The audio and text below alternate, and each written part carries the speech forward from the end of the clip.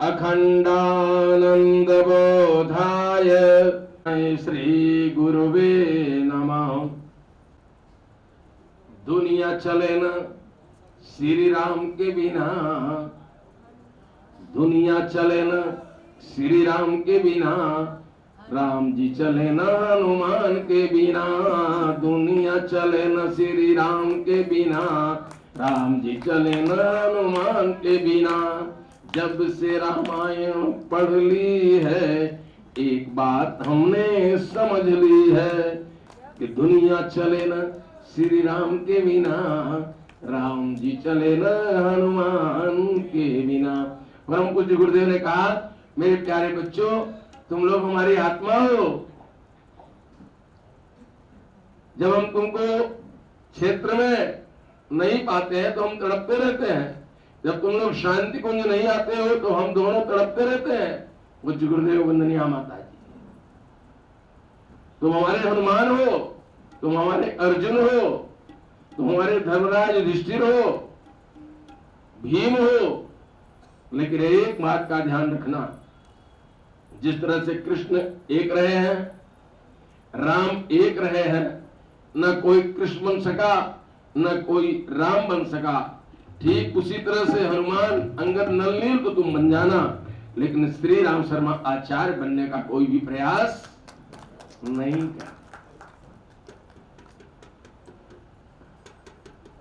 वो तो एक ही होता है, आता है चला जाता है। उसी हनुमान जी का, उन्हीं हनुमान जी का, बजरंगबली का ध्यान करते हुए हाथ जोड़ करके उनको नमन वंदन करें। ओम मनोजवम मारुततुल्य वेगम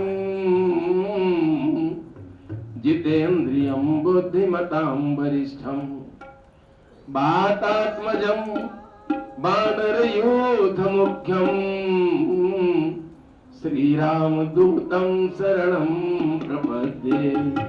श्रीरामदूतं शरणं प्रपद्ये।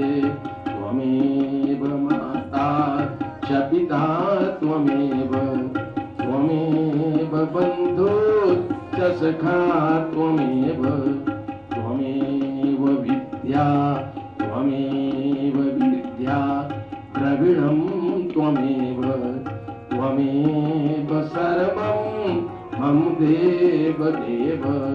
तुमी हो माता पिता, तुमी हो बंधु सखा, तुमी हो। तुम्हारे चरणों की धूल हम हैं, जो खिल सके ना वो फूल हम हैं, जो खिल सके ना वो फूल हम हैं। कार्यक्रम का समय हो गया है, बल्कि 4 मिनट ज्यादा भी हो गए हैं। जिसने समय का ध्यान नहीं दिया, समझ लीजिए सब कुछ बेकार हो गया। गुरुजी ने हम लोगों से पैसा नहीं मांगा, उन्होंने कहा अंश दान दो। दान नहीं, क्या कहा? अंश दान दो। घट नहीं, क्या कहा? ज्ञान घट है। गुरुदेव की परिभाषाएं कुछ अलग ही रही, दुनिया से हटके रही, काम भी कुछ अलग ही रहा। उन्होंने कहा हमको उल्टे को उलट करके सीधा करना है, सीधे को उल्टा नहीं करना है। दुष्प्रवृत्तियों को दूर भगाना है और सत्प्रवृत्तियों को जनमानस के बीच में फैलाना है। उल्टा ही काम तो हुआ और उल्टे से सीधा रास्ता उन्होंने निकाला और वास्तव में एक कारवां चल पड़ा। 1000 सैकड़ा से शुरू हुआ, 1000 पार किया, लाख पार किया और करोड़ों की संख्या देखते देखते हमारी बिरादरी की हो गई ना। अरे बोलो ना, हो गई। और हम उसे पुष्पगुच्छ के एक पंखुड़ी बनते चले गए। हमारा आपका परम सौभाग्य है। आइए 2-3 मिनट पहले ट्यूनिंग बजाएंगे और इसके बाद संगीत का क्रम प्रारंभ होगा। हमारे उद्गाता बंधु बहन आ गए हैं। श्री भगवान सिंह जी, श्री कार्तिक धाकड़ जी, भगवान सिंह जी को आप देख रहे हैं ना। अरे कहारी छपति सोनो हनुमान, काचुक साधी रहा बलवाना, तो पवन त्रय भय कौन समाना, एकदम पर्वताकार। क्योंकि उनको बड़े उत्पाती थे ना बचपन में, तो उनके गुरुजी ने श्राप दे दिया कि तुझे सब बल बुद्धि भूल जाएगा। तो देवताओं ने कहा बड़ा अनर्थ कर दिया आपने इनके साथ में। कहा चलो कोई बात नहीं, सुधार कर देते हैं, जब कोई याद दिला देगा तो फिर याद आ जाएगा। 2 लोगों को ऐसा श्राप मिला था, एक तो हनुमान जी को और दूसरा किसी का नाम बताइए, मालूम है? कर्ण को। किसको मिला था? कर्ण को। जब परशुराम जी को पता चला कि मैं तो क्षत्रियों को दीक्षा देता नहीं हूं और ये छिप करके इसने दीक्षा ले लिया, तुम ब्राह्मण हो नहीं सकते हो, क्षत्रिय हो, उन्होंने भी कह दिया कि तुम्हारे विपत्ति के समय तुम्हारा ये सब भूल जाएगा जो हमने सिखाया है। उन्होंने समाधान उनसे नहीं मांगा परशुराम जी से, ठीक है ना। लेकिन हनुमान जी के लिए देवताओं ने समाधान मांगा। कर्ण के लिए देवताओं ने समाधान क्यों नहीं मांगा? क्योंकि कर्ण ने अनीति का साथ दिया था, ठीक है ना। क्या किया था? अनीति का साथ दिया था। इसलिए कर्ण को सूर्य भगवान ने भी समाधान करने के लिए नहीं मांगा, और इसीलिए कर्ण को उसी श्राप के कारण अंतिम समय में उनकी कुछ विद्याएं, तंत्र विद्याएं भूल गई और उनको मृत्यु के द्वार पहुंचना पड़ा। ये तो संसार है।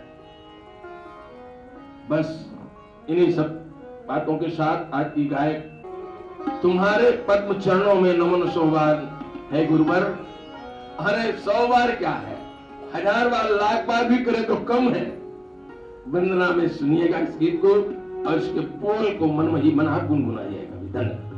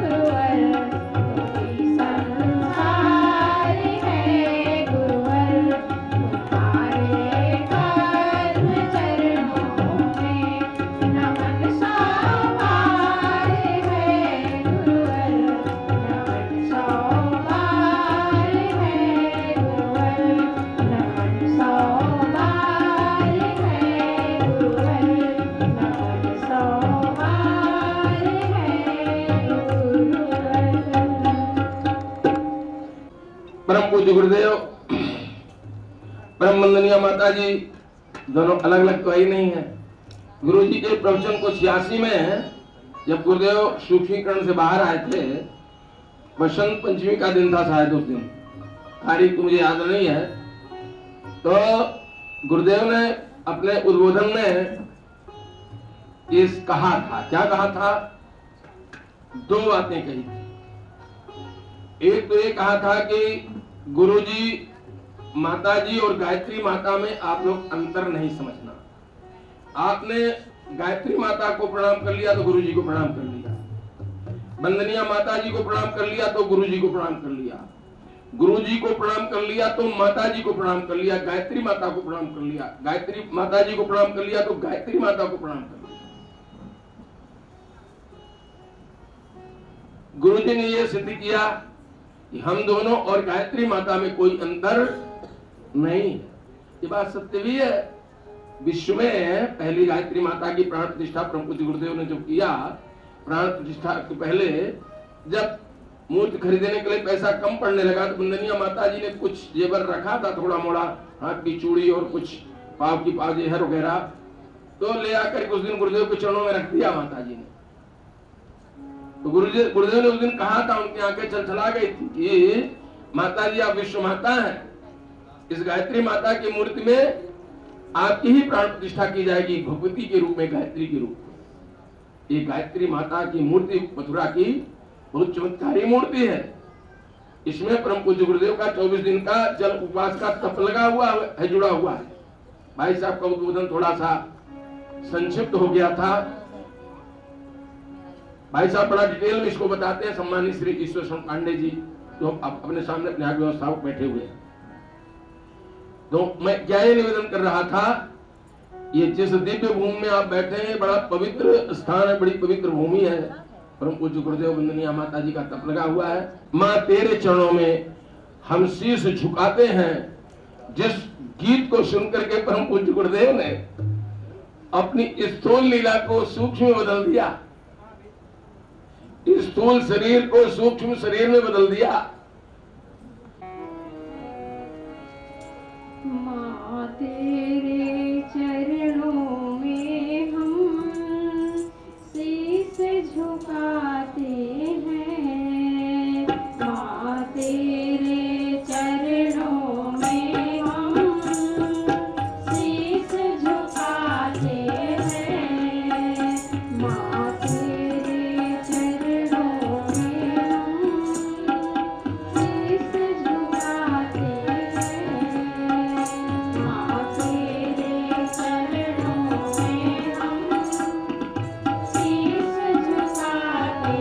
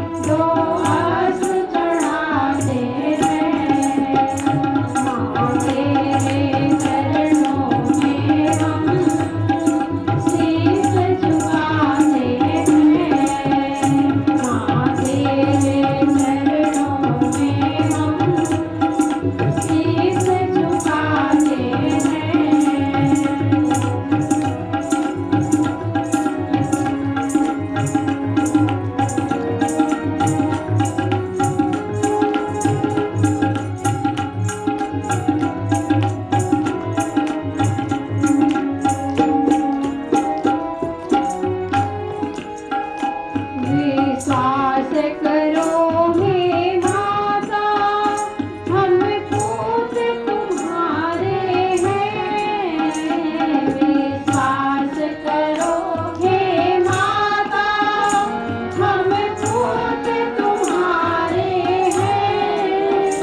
बलिदान क्षेत्र के हे माँ, बलिदान क्षेत्र के हे माँ, हम दूत तुम्हारे हैं, हम दूत तुम्हारे हैं।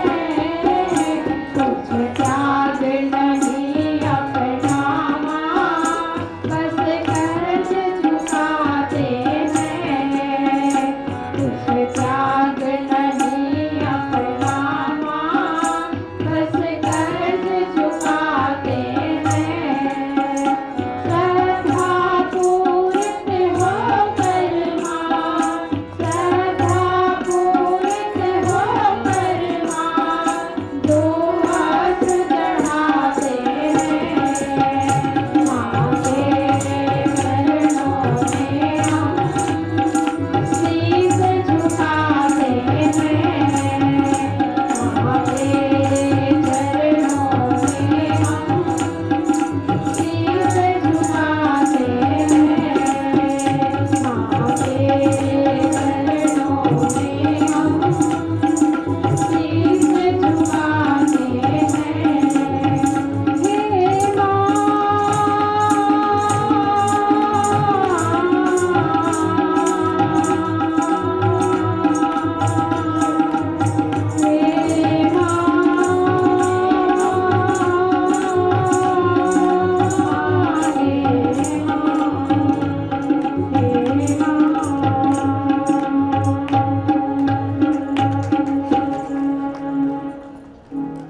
हे डॉक्टर प्रमोद कुमार श्रीवास्तव जी को जबलपुर का संकल्प, अपना संकल्प और अपनी बातें। हमारे साथ में आदरणीय भाई हमारे श्री नरेश तिवारी जी, प्रेम शंकर तिवारी जी, जो कि उपजोन को पूरे को जो संचालित करते हैं, उनको भी साथ में लेकर के आया हूं। पहला कार्यक्रम तो ये कहा कि हम अपने पास से तपोभूमि के लिए, तपोभूमि के तप में शामिल होने के लिए हम क्या कर सकते हैं, ये प्रक्रिया बनाई। तो प्रक्रिया पहली यही बनी कि प्रयास ये करें कि भाई अनंत काल तक जब तक हम जी रहे हैं तब तक 31,000 रुपया प्रतिवर्ष तो देते ही रहे। सभी भैया लोगों ने हमने तय किया और साथ ही कुछ राशि भी साथ में लेकर के आए हैं, वही भाई साहब को भी समर्पित करेंगे, चेक के रूप में आई है। और साथ ही साथ ये भी तय किया है कि जैसे यहाँ से टोली गई थी मथुरा से, उसी तरीके से आपके आदेशानुसार जो है विभिन्न जिलों में वहां पर जाकर के और जबलपुर जिले की विभिन्न तहसीलों में जाकर के ऐसी गोष्ठी करके जिसमें प्राणवान कार्यकर्ताओं से जो है जाकर के मिले, ताकि जो है वह 3100 की राशि जो भाई साहब ने बताई, कम से कम यार इतनी बात यदि कह लोगे तो 100 लोग बड़े आराम से मिल जाएंगे। तो ये प्रक्रिया भी करने का क्रम जो है हम लोग संकल्पित होकर के आए हैं। और साथ ही साथ एक बात और यहां से मैं कह लूं अपनी, जिस प्रक्रिया में मूल रूप से मैं लगा हुआ हूं वो है भारतीय संस्कृति की। अभी इस फॉर्म में जो फॉर्म भरने हमको दिया है कि कितनी अखंड ज्योति बढ़ाएंगे, कितना ज्ञान साहित्य बांटेंगे, कितने मेला लगाएंगे, ये सब पे चर्चा इस फॉर्म में की गई है। तो अभी एक बात मैं एक जानकारी के रूप में आप लोगों के समक्ष रख दूं कि भारतीय संस्कृति ज्ञान परीक्षा में जैसे जबलपुर ने निर्णय लिया है और पूरे मध्य प्रदेश ने निर्णय लिया है कि कम से कम 6 से 7 लाख विद्यार्थियों तक परम पूज्य गुरुदेव का साहित्य जो है इन 2 महीनों में पहुंचाना था, तो पहुंचाया हमने। बच्चों के पास इसलिए पहुंचाया कि एक बच्चा 6वीं क्लास में पढ़ता है और यदि हमने गुरुदेव की एक किताब ले जाकर के उसके घर में दे दी है या स्कूल में ले जाकर के दे दी, तो वह नैतिक शिक्षा की किताब, जीवन हम कैसे जिए इसकी किताब उसको दे दी तो वो निश्चित रूप से घर ले जाएगा और उसके पिताजी भी देखेंगे, उसकी माताजी भी देखेंगे, भैया बहन भी देखेंगे। एक किताब को कितने लोग पढ़ेंगे? 4 तो कम से कम पढ़ेंगे ही, और कुछ ना कुछ बात उसमें से निकल करके आएगी, उस परिवार में कुछ जो है पॉजिटिव वातावरण बनेगा। तो इस तरह से भी हमने देखा कि कल परीक्षा संपन्न हुई है उसकी 5 तारीख को, उसमें साहब करीबन 6 लाख विद्यार्थियों को वो सामग्री जो है पहुंचाई गई। अब उसके बाद में दूसरा जो है कार्यक्रम होना है कि बच्चों का पुरस्कार वितरण समारोह होगा प्रत्येक जिले में, प्रत्येक तहसील में, प्रत्येक ब्लॉक में।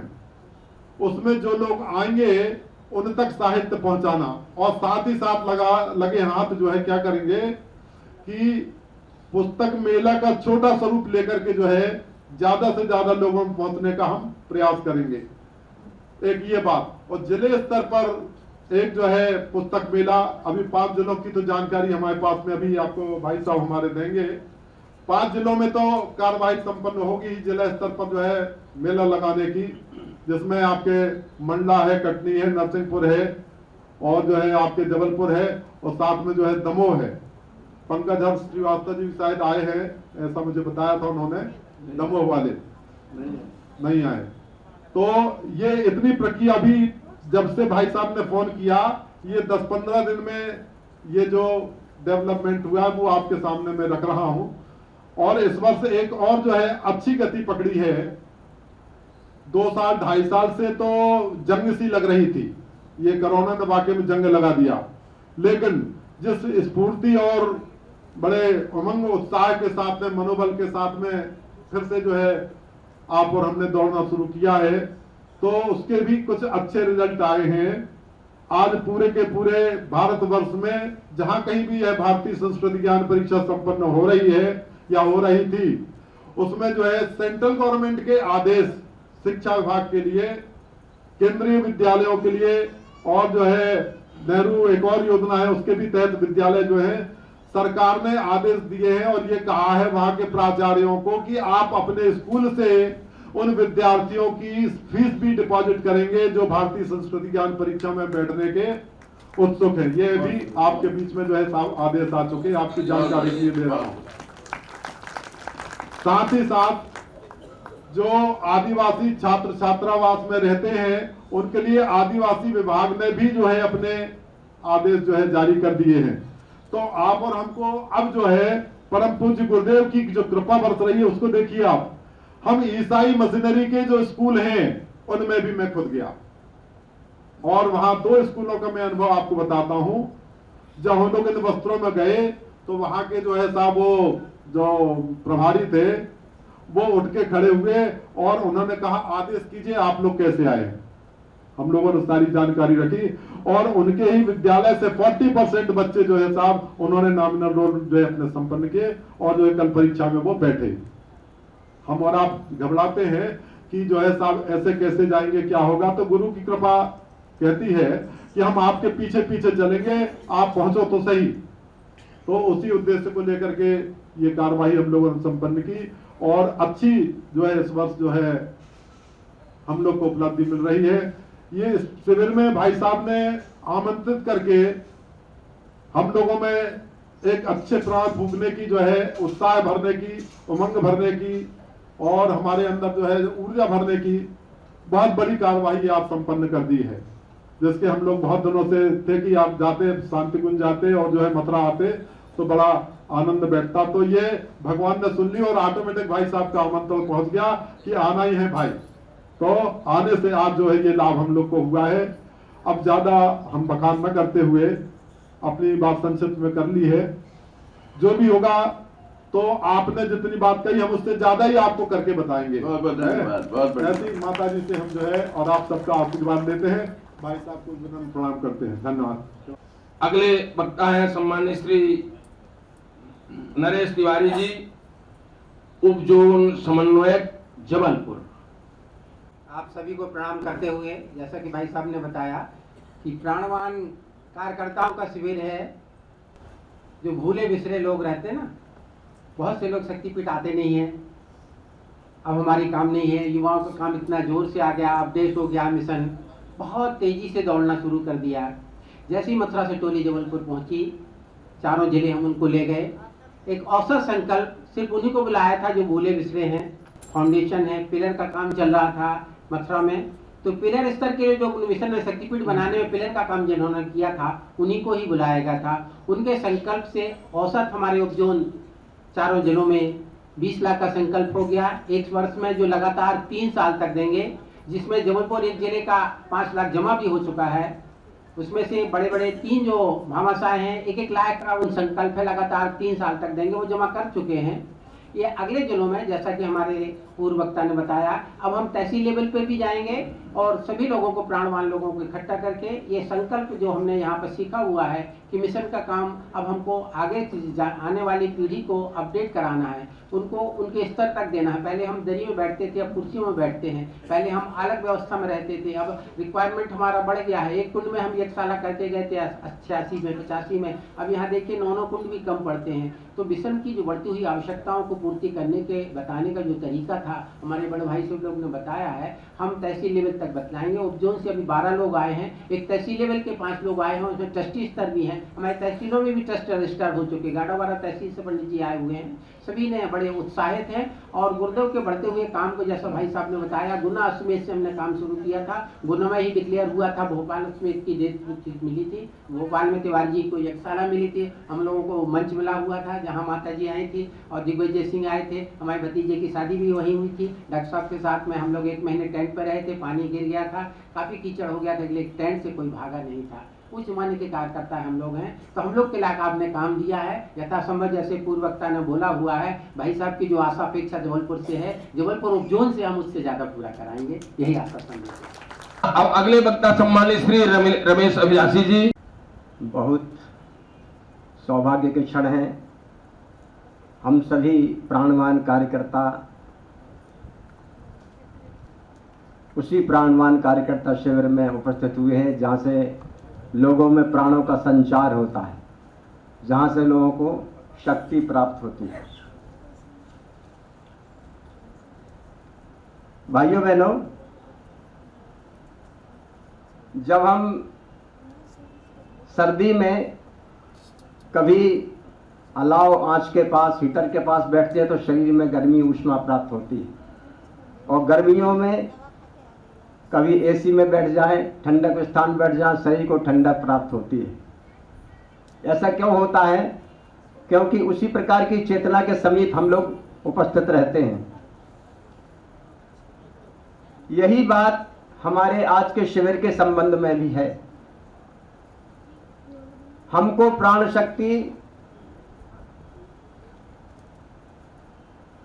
महाप्राण हमारे परम पूज्य गुरुदेव से प्राप्त होती है, और उन्हीं की चेतना को लिए हुए हम सभी स्थान स्थान पर जाते हैं और लोगों में प्राणों का संचार करते हैं। प्राण एक ऐसी शक्ति है, एक ऐसा तत्व है जिसके कारण हम सभी लोग प्राणी कहलाते हैं। यदि व्यक्ति में प्राण नहीं है तो व्यक्ति निष्प्राण है और वह मुर्दे के समान है। आप सभी जानते हैं कि जब जब भी आवश्यकता पड़ी है तब तब प्राण की शक्ति परम पूज्य गुरुदेव से हम सभी को प्राप्त हुई है। यहाँ जो संकल्प वाली बात हो रही है, इसके पीछे भी प्राण शक्ति ही काम करती है।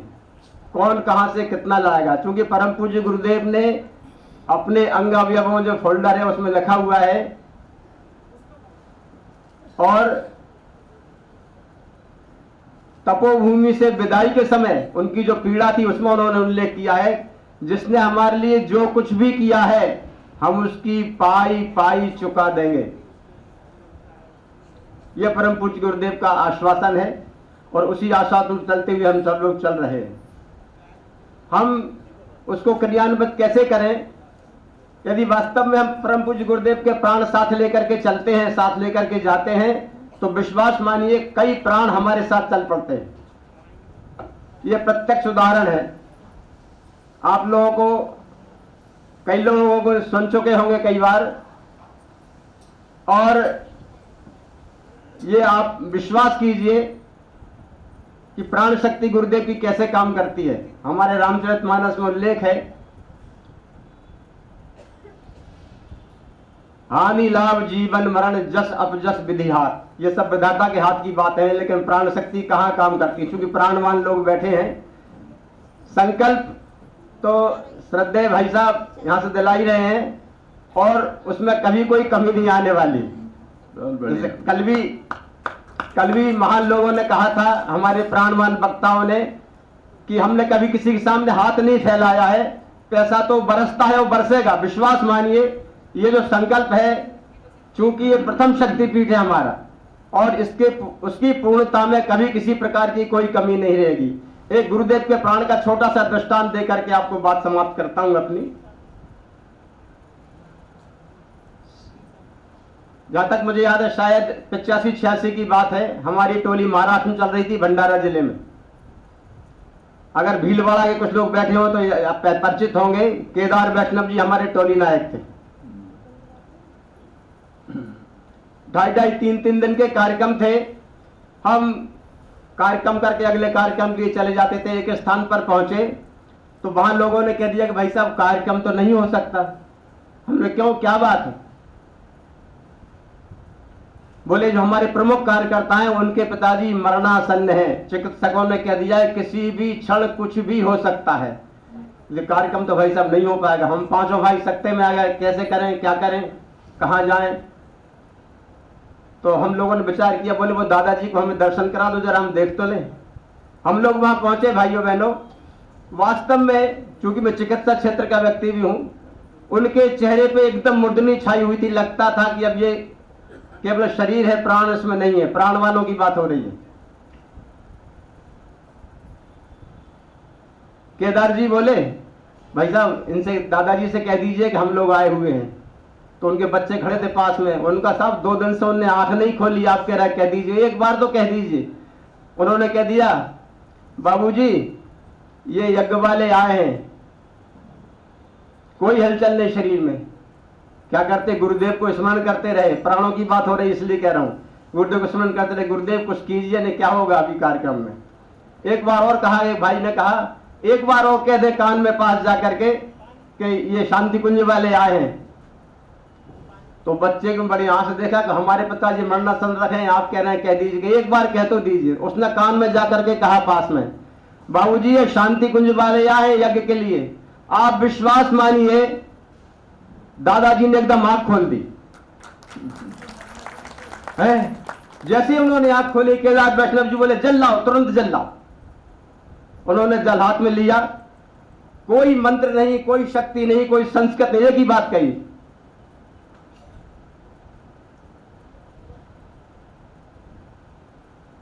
वेद मूर्ति तपोनिष्ठ परम पूज्य गुरुदेव पंडित श्रीराम शर्मा आचार्य का शिष्य मैं केदार वैष्णव इस कार्यक्रम की सफलता के लिए अपने 3 दिन की आयु दादाजी को दान करता हूं। जैसे ही दादाजी के लिए मुंह में जल डाला, विश्वास मानिए दादाजी उठ करके बैठ गए। दादाजी उठ करके बैठ, अरे यज्ञ की तैयारी, लोग अरे आपका स्वास्थ्य ठीक नहीं, अरे नहीं सब ठीक है, यज्ञ की तैयारी करो। भाइयों बहनों, यज्ञ पूर्ण हुआ, हम लोगों ने कार्यक्रम संपन्न कराया, अगली टोली के लिए पहुंचे तो आत्मीयता हो ही जाती है। आप में से कई लोग टोली में गए। भाई साहब अगले कार्यक्रम 40-45 किलोमीटर एक कार्यक्रम और था, बोले आप सब लोग वहां पर आइए। हम लोग कार्यक्रम करके यहाँ से विदा हो गए, और जब वहां अगले कार्यक्रम में पहुंचे, गोष्ठी करके कलश यात्रा की तैयारी हो रही थी, तो पीछे वाले कार्यक्रम वाले लोग भी आ गए। अरे चलो भाई वो लोग आ गए, सब बात हो रही थी। वहां पूछा उनसे कि दादाजी के क्या हाल है। उन्होंने चेहरा झुका लिया। बोले क्यों, क्या बात है? बोले जैसे आप उस कार्यक्रम को संपन्न करके आप यहां विदा हुए हैं, दादाजी उधर विदा हो गए। जैसे ही लौट करके हम फिर वहां पहुंचे, शांति कुंज टोली की रिपोर्ट देना पड़ती है परम पूज्य गुरुदेव को। हम पहुंचे, गुरुदेव नाम क्या? गुरुदेव एक विशेष चमत्कार। हाँ ठीक है गुरुदेव बोले। केदार देख बोले तूने 3 दिन की आयु दी है ना मेरे काम के लिए, भगवान के काम के लिए 3 दिन, मैं तेरी 3 महीने आयु बढ़ाता हूं, जा। ये परम पूज्य गुरुदेव के शब्द थे मेरे सामने दोस्तों।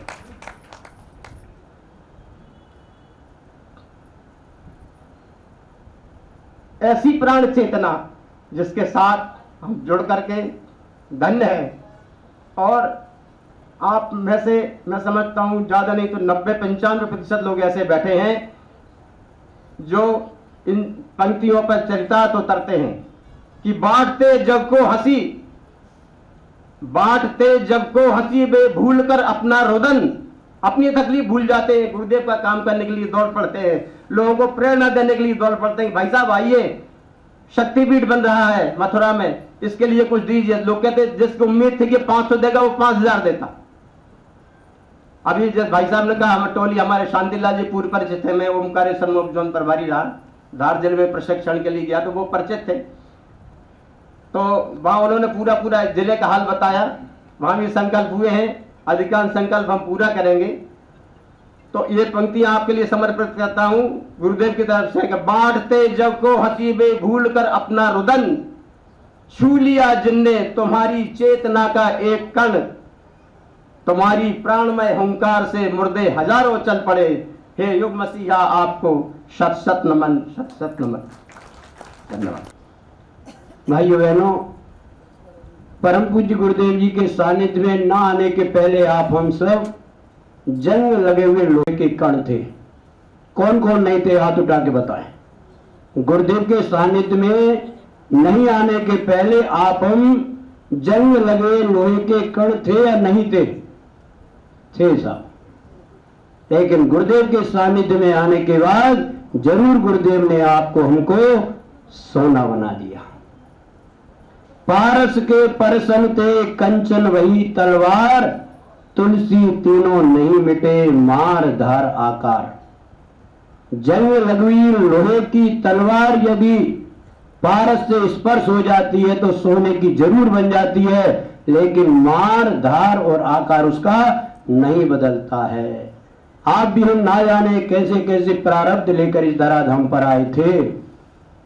गुरु के सानिध्य में आने के बाद सोने के तो बन गए, लेकिन मार धार आकार आपकी हमारी नहीं गई थी। लेकिन तुलसीदास जी फिर कहते हैं, ज्ञान हथौड़ा हाथ लिए सदगुरु मिला सुनार, तुलसी तीनों मिट गए मार धार आकार। ऐसे सदगुरु रूपी जब सुनार ने हमारे अंदर हथौड़े मारे, भाइयों बहनों आप हमारी मार धार आकार, सारे कसाए कलमश दोष दुर्गुण बुराइयां क्षीण होती चली गई। आपकी हमारी क्या औकात थी साहब, मिशन में ना जुड़ने के बाद कोई हमसे राम राम श्याम श्याम करने वाला नहीं था। लेकिन आज लोग आपको हमको कितने सम्मान से कितने प्रेम से आसन देते हैं साहब। एक बार गायत्री परिवार का परिजन जहां भी कर्मकांड कराया जाता है, बार बार लोग याद करते हैं कि नहीं गायत्री परिवार के माध्यम से ही। भाइयों बहनों आप हम बड़े सौभाग्यशाली हैं, परम पूज्य गुरुदेव जी ने आपको हमको चरणों में जोड़ा है। आपका हमारा सबका दायित्व है। आप सब कहते हैं बड़े बड़े लोगों की जेब में से पैसा निकालना बहुत मुश्किल है साहब। नहीं साहब, बहुत सरल है साहब। ये बात सही है, चमड़ी चली जाए लेकिन दमड़ी नहीं जाती है। लेकिन हमारे ऋषि मुनियों ने आपको हमको बड़े बड़े विचारकों ने बहुत अच्छे सात्विक मंत्र दे रखे साहब। शब्द भी दो तरह के होते हैं, एक हृदय स्पर्शी होता है और एक हृदय विदारक होता है। जब भी हम किसी से अनुदान लेने के लिए जाएं, बहुत विनम्रता से आप हम सब आते हैं। परम पूज्य गुरुदेव युग पुरुष का महाकाल का घोंसला बनने तैयार हो रहा है तपोभूमि में। यदि आप चाहें तो आप भी आपका शुद्ध पसीने की कमाई का एक अंश उसमें नियोजित कर सकते हैं। जो सरल हृदय के होते हैं बड़े उदार भाव से देते हैं, लेकिन जिनकी चमड़ी चली जाए दमड़ी ना जाए उनके लिए हृदय विदारक शब्दों का भी आपको हमको उपयोग करना आना चाहिए। भाइयों बहनों उसमें हम करते हैं। कभी उनसे निवेदन करते भाई अपने जीवन में मक्की चूस बनने का प्रयास न करें। मक्की चूस आप हम सब जानते क्या होता है। सब्जी में मक्की गिर जाती है, मक्की सहित हम सब्जी को फेंक देते हैं। वही मक्की यदि चाय में गिर जाए चाय सहित मक्की को फेंक देते हैं। और वही मक्की यदि भूल कर बेटे घी के डिब्बा में गिर जाए तो फिर उंगली का अंगूठे का उतना ही आकार बनाएंगे जितनी मक्की का आकार है। धीरे से उसको उठाएंगे, वहीं निचोड़ेंगे और फेंकते समय देखेंगे उंगली अंगूठे में घी जा रहा है तो उसको चूसेंगे फिर फेंकेंगे। उसको कहते हैं मक्खी चूस, जैसे मक्खी चूस न बने। और एक और हम प्रयोग करते हैं, बड़े बड़े लोग सामने अनुदान मांगने जाते हैं तो धन का सदुपयोग कर लीजिए साहब, भगवान ने मानव तन दिया है, खाया पिया तो अंग लगेगा। यदि नोट करना चाहें भाई बहन तो कोई नोट कर भी लें। खाया पिया तो अंग लगेगा, पुण्य किया तो संग चलेगा, बचे हुए में जंग लगेगा, आने वाली पीढ़ी को तंग करेगा, और ज्यादा ही मोह रहा तो फिर उसी पैसे के ऊपर लहराता हुआ भुजंग बनेगा। भाइयों बहनों, कटोर से कटोर देश वाले भी निकाल के देते हैं, भाई 5100 रुपए की रसीद हमारी काटो पंडित जी।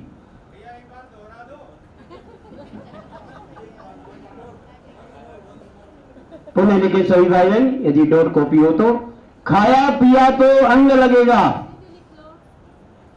खाया पिया तो अंग लगेगा, पुण्य किया तो संग चलेगा, बचे हुए में जंग लगेगा, आने वाली पीढ़ी को तंग करेगा।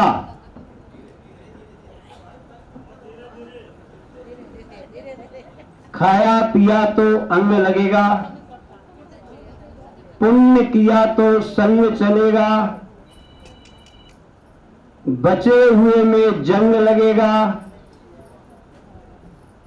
आने वाली पीढ़ी को तंग करेगा, और ज्यादा ही मोह रहा तो फिर इसी पैसे के ऊपर लहराता हुआ भुजंग बनेगा। निवेदन ये किया जा रहा भाई बहनों, अर्थ मोह बाधक हमारे जीवन में कभी आप हम न बने। हम भी अपने जीवन का एक अंश परम पूज्य गुरुदेव जी के समय जो हमने संकल्प लिया था दीक्षा के समय दान और अंश दान, 24 घंटे यदि परमात्मा ने दिया है, 23 घंटे अपने लिए जिए और 1 घंटा भगवान के लिए जिए। भगवान की असीम कृपा से बिना मांगे गुरुदेव ने अनुदान वरदान आपको हमको सबको दिया है। ऊंचे हाथ करके आप सब कहें, कौन को नहीं दिया था? सबको दिया है, सबको दिया है। एक हमारे यहाँ पर बाबूजी कृषि विस्तार अधिकारी आए थे, वो हमारे कृषि उपज मंडी में शासकीय सेवक हूं, हालांकि आपका छोटा भाई। शुभम लॉज में गुना में ठहरे हुए थे। उन्होंने कहा भाई हमको जो सरकारी बंगला मिला है उसमें निवास करना है। टीकमगढ़ के रहने वाले थे श्री MM खरे जी। शुभम लॉज में ठहरे, उन्होंने कहा हमको शक्तिपीठ ले चलिए। गुना गायत्री शक्तिपीठ पर उनका आना हुआ, क्योंकि वहां पर हम पुजारी का काम करते हैं। छोटे से परिव्राजक तो नहीं, परिव्राजक सत्र तो नहीं किया, युग शिल्पी सत्र किया, शांति कुंज में पुजारी के रूप में सेवा देते हैं। आए, उन्होंने गुरुदेव माता जी प्रखर प्रज्ञा श्रद्धा को प्रणाम किया। कहा पंडित जी हम टीकमगढ़ से आए हुए, हमारा यहाँ पर ट्रांसफर हुआ है और हमको सरकारी बंगला मिला, इसमें हम निवास करना चाहते हैं, लेकिन हम चाहते हैं कि उसमें पता नहीं हमसे पहले कौन अधिकारी कैसे रहे होंगे, कितने कुकड़ू कटे होंगे, कितने ढक्कन खुले होंगे उसमें शराब के, न जाने कितने लोगों ने कहाँ कैसे बैठकर प्लेइंग कार्ड खेले होंगे। हम चाहते हैं गायत्री यज्ञ हो जाए, इसके बाद हम उसमें प्रवेश करें। भाइयों बहनों, हम 5 भाई और 3 बहनों की टोली उस सरकारी बंगले पर उनका गृह प्रवेश कराने गए। सभी ने कहा कि पंडित जी आपको ये कर्मकांड कराना है। संगीत हमारी बहनों ने दिया, कर्मकांड का सौभाग्य गुरुदेव ने हमको दिया। टूटे फूटे शब्दों में जैसा कर्मकांड भास्कर के माध्यम से पूजन कराया। भाइयों बहनों, वो दोनों पति पत्नी इतने प्रभावित हुए, कहने लगे पंडित जी हमने जीवन में पहली बार ऐसा कर्मकांड देखा है।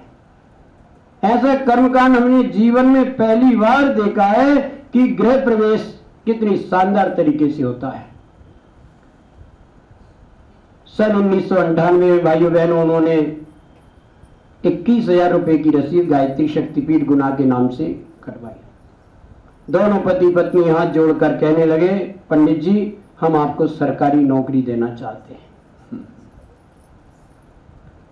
परम पूज्य गुरुदेव ने कौन को क्या नहीं दिया साहब। बिन मांगे मोती मिले, मिले न मांगे भीख। गुरुदेव ने अजरस अनुदान दिया है साहब। गांव के गंवार जंग लगे हुए लोहे को, ग्रामीण बच्चे को आज गुरुदेव ने आप हमको कहां तक नहीं पहुंचाया। आप अब सब अपने आत्मानुभूति कर सकते हो। लेकिन कभी कभी विडंबना हो जाती भाइयों बहनों, हम धार में बहते हुए चले जाते हैं। आए हम प्राणवान कार्यकर्ता शिविर में, यात्रा कराए हम दीपदान करने के लिए यमुना में, नहीं कहा सुना है एक बार गोस्वामी तुलसीदास जी को कृष्ण भगवान के मंदिर में ले जाया गया। हाथ जोड़कर कहा कि ये योगी राज भगवान श्री कृष्ण जी विराजमान है, तुलसीदास जी इनको प्रणाम कीजिए, हाथ जोड़िए।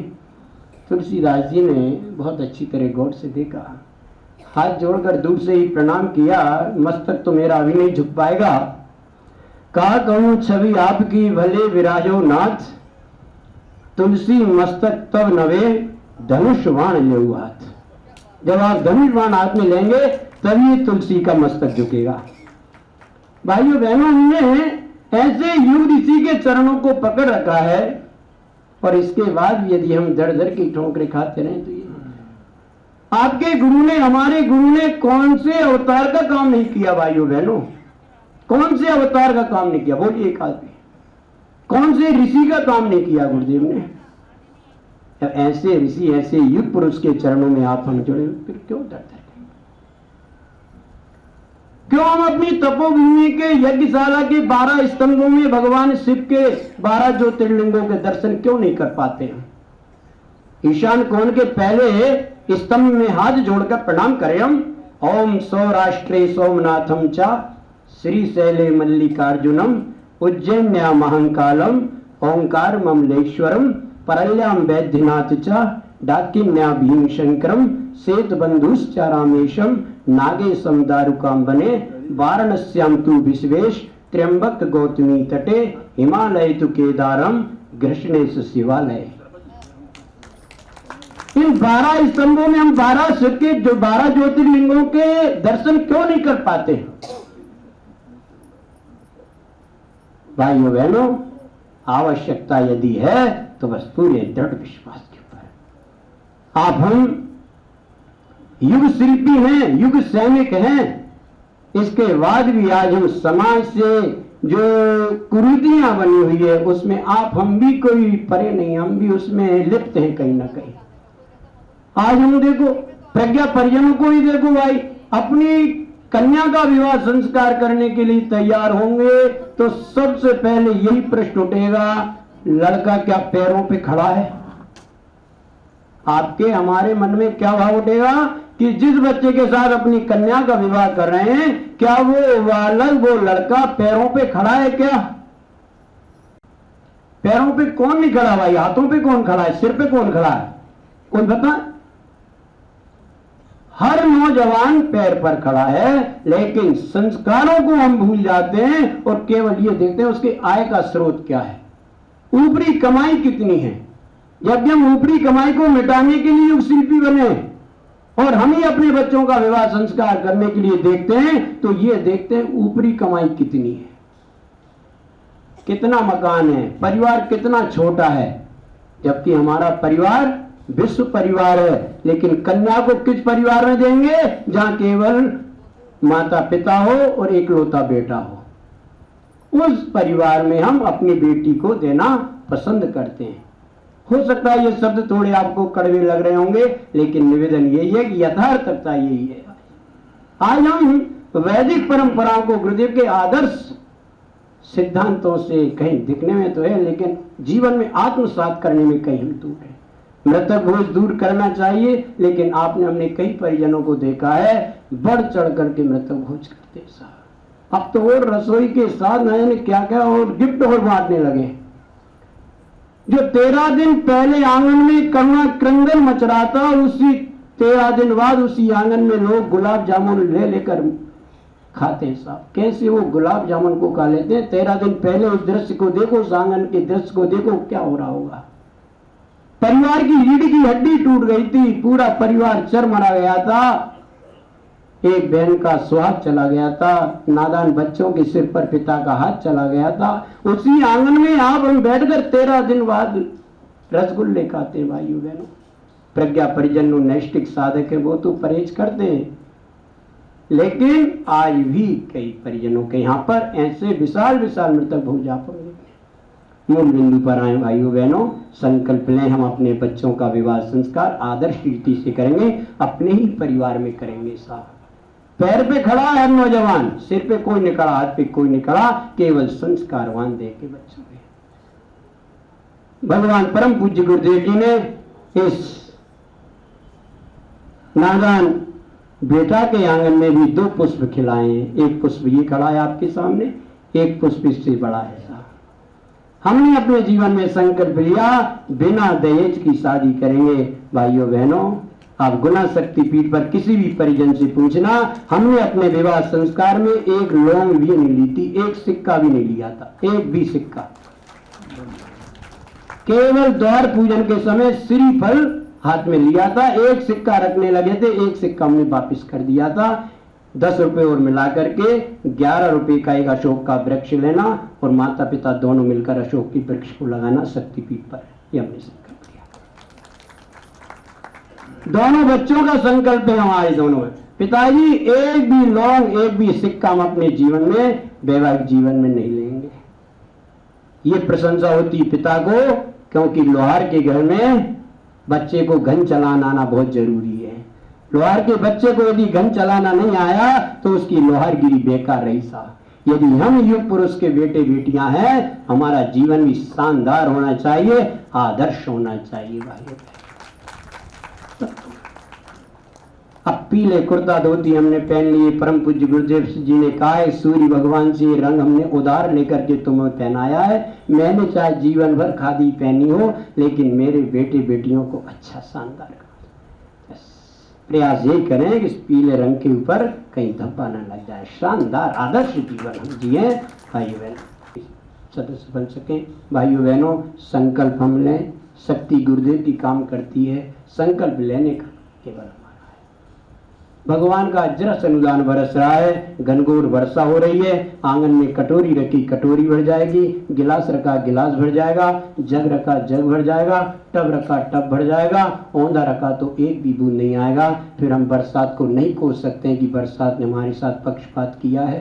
बस केवल अपनी पात्रता विकसित करने की आवश्यकता। भाइयों बहनों जरूर से जरूर गुरुदेव आपके हमारे सबको संकल्प को पूरा करेंगे। इन्हीं बातों के साथ आपके चरणों में हम कोटि कोटि प्रणाम करते हैं। गुरुदेव से यही प्रार्थना करें, गुरुदेव ये मानव का तन दिया है, एक एक क्षण का हम जीवन में सदुपयोग करें, आपके चरणों में हम काम कर सकें, ये हमारा सौभाग्य। गुरुदेव ने कहा मेरा बेटा बेटी कोई भी अंगद हनुमान से कम ना रहे, लेकिन गुरुदेव हमको तो केवल एक गिद्ध गिलेरी बनाए रखना। इस मानव तन के चले जाने के बाद भी कोई बस नहीं है मेरा कि मैं मानव जीवन में दोबारा आ पाऊं। गुरुदेव यदि मुझे निर्जीव पत्थर भी बनना पड़े तो मुझे ये पत्थर किसी टाइल्स के रूप में तपोभूमि मथुरा में या युक्ति शांति कुंज हरिद्वार में डाल देना, जिससे सभी प्रज्ञा परिजन प्राणवानों के चरण डल कर मेरा जीवन धन्य हो जाए। सभी भाई बहनों को श्री शिव नारायण जी शर्मा जी को आमंत्रित करते हैं। मंचासीन हमारे सभी वरिष्ठ कार्यकर्तागण, उपस्थित हमारे सभी सम्मानित भाई बहनों, अभी भाई साहब ने बताया अंशदान घट के बारे में। गायत्री मंदिर पुनर्निर्माण का कार्य प्रगति पर है, आप सभी देख रहे हैं।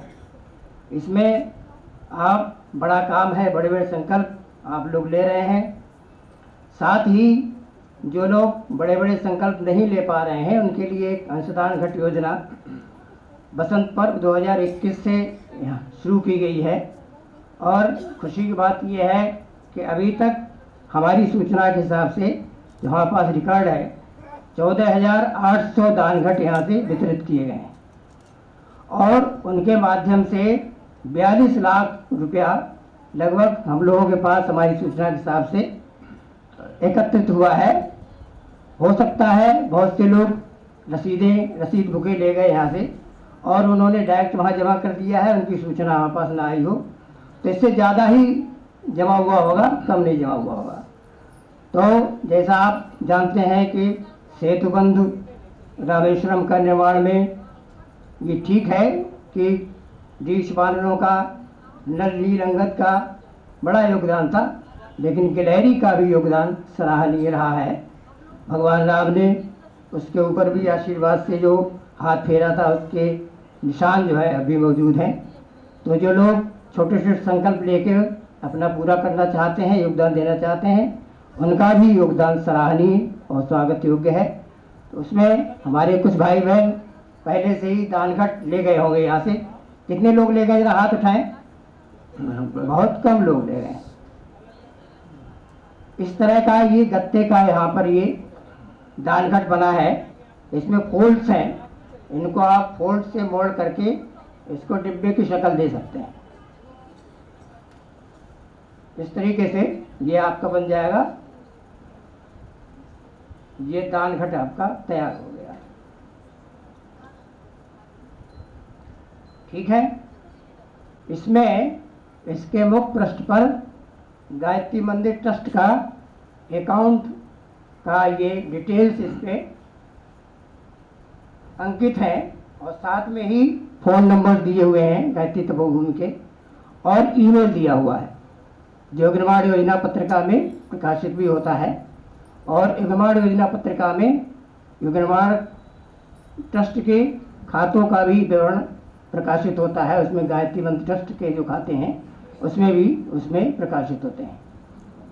इनको इन अंशदान घटों को आप यहाँ से ले जाएंगे। आपने भाई साहब ने बता दिया है कि 10 रुपए का एक दान घट है, बुक स्टॉल पे आपको उपलब्ध है। सबसे पहले आप अपने घर में इसको स्थापित करेंगे। Charity begins from home. आप दूसरों से तभी अंशदान के लिए कह सकते हैं, मांग सकते हैं, जब पहले आप अपने शुरू करें। ये बेसिक सिद्धांत है। स्थापित करने के लिए एक संक्षिप्त कर्मकांड भी बनाया गया था और जो लोग उसको फॉलो कर सकते हैं बहुत अच्छी बात है। प्रभावशाली ढंग से आप उसको स्थापित करा पाएंगे। इसमें सबसे पहले आपको जहाँ जिन घरों में आपको स्थापित कराना है उसको इसकी क्यों स्थापित कराया जा रहा है ये बताना पड़ेगा संक्षेप में। और उसके बाद से जो आपके जो सामान्य कर्मकांड है, पवित्रीकरण है, आचमन है, शिखाबंधन है, प्राणायाम है, न्यास है। उसके बाद पृथ्वी पूजन, चंदन धारण, रक्षा सूत्र, गुरु आवाहन पूजन, गायत्री आवाहन पूजन, फिर सर्वदेव नमस्कार।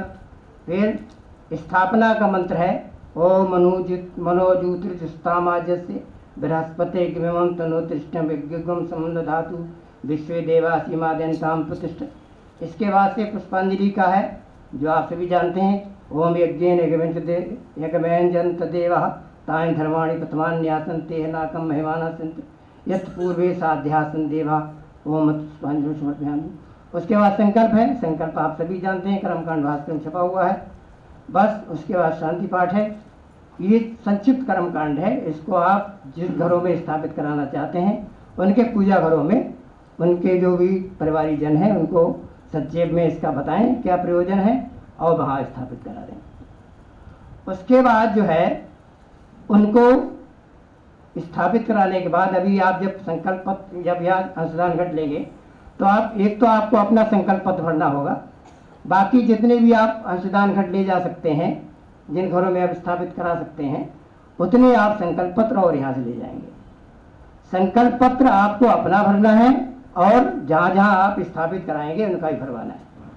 संकल्प पत्र में भी आपको गायत्री मंदिर ट्रस्ट के खातों का विवरण अंकित है। उसको आप एक लाइन है उसके नीचे से आप उसको फाड़ के अपने पास रखिए। बहुत से लोग क्या करते हैं, पूरा संकल्प पत्र वहाँ पे जमा कर देते हैं।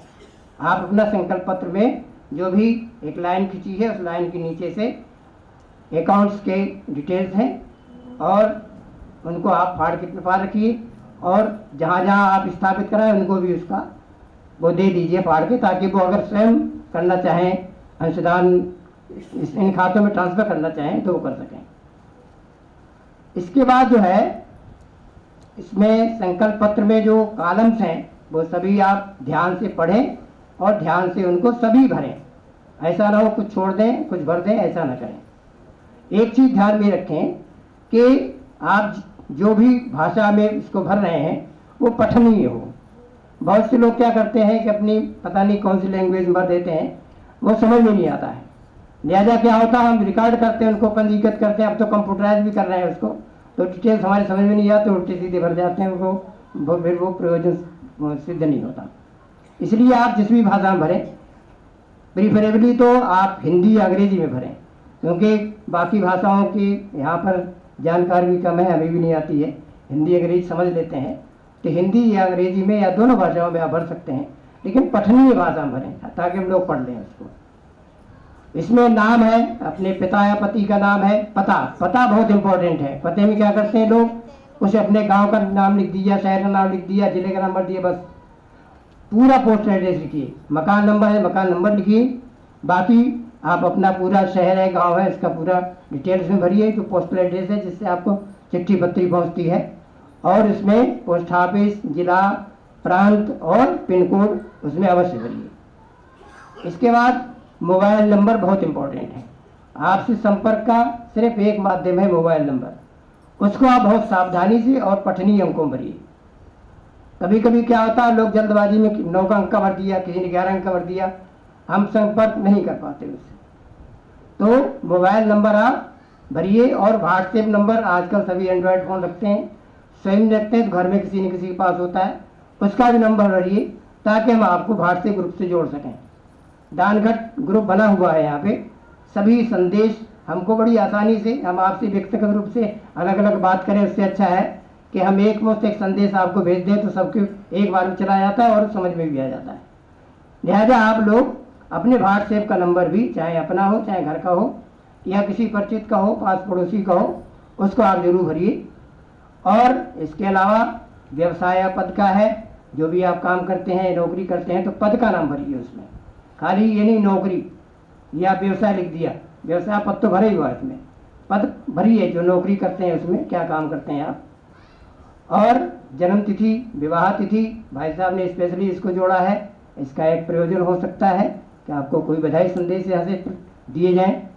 इसके बाद मिशन से कब जुड़े हैं और कौन कौन सी पत्रिकाएं आप मंगाते हैं, उसका संक्षिप्त विवरण इसमें लिख दीजिए, ताकि हम लोग ये समझ सकें कि आप लोग कब से इसमें जुड़े हुए हैं और कितना काम कर रहे हैं, आप कितना भाव है इसमें, आपका समर्पण है। इस तरीके का संकल्प पत्र है, और इसी तरीके से आपको जहाँ जहाँ आप स्थापित करेंगे वहाँ भी इसी तरीके से पठनीय भाषा में इनसे भरवाना है, और इसको आपको यहाँ भेजना है, अपने पास नहीं रखना है। अपने पास रखना चाहते हैं फोटो का भी रख लीजिए, और या डायरी में या रजिस्टर में उसका आप विवरण जरूर अंकित कर लीजिए, ताकि आपको कोऑर्डिनेशन में सुविधा हो। लोग क्या करते हैं, बहुत से हमने महसूस किया है, व्यवहारिक कठिनाई हमारे सामने आई है। हम बातचीत करते हैं, लोगों से पूछते हैं, फॉलोअप करते हैं, लोग बताते हैं हम साहब 500 दानघट ले गए, यहाँ से 20 उसको दे दिए, 10 उसको दे दिए, 50 उसको दे दिए, इस तरीके से हमको बांट दीजिए, और हमको उनका पता ही नहीं अब क्या हुआ, उन्होंने क्या किया, किसको दिए नहीं दिए। ये चीज़ ठीक नहीं है। जो भी आप काम करें बड़ी संवेदनशीलता के साथ और बड़ी निष्ठा से उसको करिए। आप जितने भी आप स्थापित करा सकते हैं उतने आप ले जाइए, और उसका पूरा विवरण आप रखिए। संकल्प पत्र आप रखना चाहते हैं फोटो स्टेट रख लीजिए, या आप अपनी डायरी में या उसमें रजिस्टर में आप रखिए उसका, ताकि आपको कोऑर्डिनेट करने में आसानी हो। कोऑर्डिनेशन बहुत ज़रूरी है। आपने खाली रखवा दीजिए किसी घर में, वही पर्याप्त नहीं है। उसका प्रयोजन है कि उसके यहाँ से नियमित अंशदान आना चाहिए। बहुत से लोग क्या करते हैं, जब आप घरों में स्थापित कराने जाते हैं, हमने महसूस किया है, स्थापित कराए हैं, लोग अरुचि दिखाते हैं, अरे साहब ये तो झंझट का काम है, कौन रोज रोज डाले। प्रयोजन तो ये है कि घर में जो भी बच्चा है उसके हाथ से उसमें अंशदान कराया जाए, या कोई गर्भवती महिला है उसके अंशदान कराया जाए, ताकि उनमें देने के संस्कार पैदा हो, नियमितता बनी रहे। ये इसका प्रयोजन है। लेकिन फिर भी चलिए कोई बात नहीं, अगर इस तरह कुछ लोग हैं तो कोई ऐसी बात नहीं है, एक मुश्त भी अंशदान महीने में 2 महीने में दे सकते हैं, और उसको आपको कलेक्ट करके, या आप वो स्वयं करना चाहते हैं वो स्वयं उसमें अकाउंट में ट्रांसफ़र कर सकते हैं। ट्रांसफ़र करने के बाद उसका स्क्रीनशॉट जो है आप लेके आप या तो ईमेल करिए या व्हाट्सएप करिए। व्हाट्सएप नंबर इसमें छपा हुआ नहीं है। लोग क्या करते हैं कि जो दानघट के ऊपर जो नंबर छपे हुए हैं उसी पे कोई मैसेज भेज रहा है, किसी व्हाट्सएप कर रहा है। भाई साहब ये नंबर सब लैंडलाइन से जुड़े हुए हैं, इसमें ना तो आपका कोई मैसेज आएगा ना कोई व्हाट्सएप आएगा। व्हाट्सएप का नंबर अभी इस पे ना तो दानघट पे छपा हुआ है ना संकल्प पत्र पे छपा हुआ है। आप चाहें तो उसको नोट कर सकते हैं। कितने लोग नोट करना चाहेंगे? हाथ उठाएं। आप नोट कर लीजिए और लोगों को बता दीजिए। नोट कर लीजिए आप 7055514411। फिर से रिपीट कर रहा हूँ 7055514411। ठीक है ऐसा, ये व्हाट्सएप नंबर है और गायत्री तपोभूमि का नंबर है। इससे आपको कॉल भी किया जाएगा और इसके अलावा 2 हमारे पर्सनल नंबर हैं, हम उनका भी इस्तेमाल करते हैं कॉल करने के लिए, वो भी आप चाहे नोट कर लें। 9410435082। फिर से रिपीट कर रहा हूँ 9410435082। एक ये भी, इस पर भी व्हाट्सएप चलता है, ये हमारा पर्सनल व्हाट्सएप नंबर है। और एक दूसरा नंबर है जिससे हम अक्सर कॉल करते हैं 7983719050। फिर से रिपीट करते हैं 7983719050। इन नंबरों से आपसे संपर्क होगा। तो आप ऐसा मत करिए कि अजनबी नंबर जान के इनको आप या तो पिकअप ही नहीं करें, बहुत से लोग पिकअप नहीं करते हैं। तो आप लोगों से जो भी आप अंशदान ले जाएंगे उसका फॉलोअप में आप भी करेंगे, हम भी करेंगे और आपसे लगातार संपर्क में रहेंगे। तो इन नंबरों को आप जरूर नोट कर लीजिए और उनको पे कोई कॉल आए तो आप इसको अटेंड कर लीजिए। ओम शांति शांति शांति सर्वारिष्टेषु शांतिर्भवतु। बोले गायत्री माता की जय, परम पूज्य गुरुदेव जी की जय, परम मंदिरिया माता जी की जय, गायत्री तपोभूमि मथुरा की जय, जन्मभूमि अमरखेड़ा की जय, अनंत कुंज हरिद्वार की जय, सभी भाई बहनों की जय, आज के आनंद की जय। सभी भाई बहनों को प्रणाम, नमस्कार।